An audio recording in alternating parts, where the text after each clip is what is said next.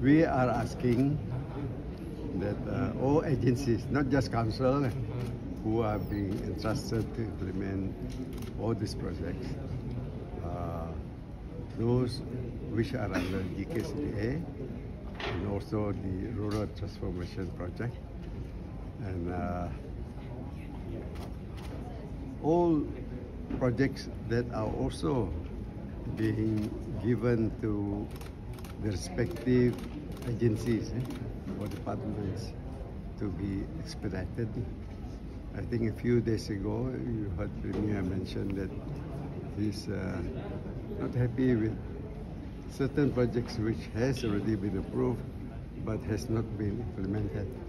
So on the same note, we are asking the agencies to expedite all these projects. It may not just involve the council, because as you know, especially when it comes to land, where land is quiet, there are also other departments that has to be involved in it. And other than just the council, of course, we have JKR also, the ID, and other implementing agencies that have to carry this out. Okay, more than 20. And then there are others also which we ask other departments, other agencies to implement, not just council. Big and small. Big and small. Some, of course, already implemented, like some those which are under GKR.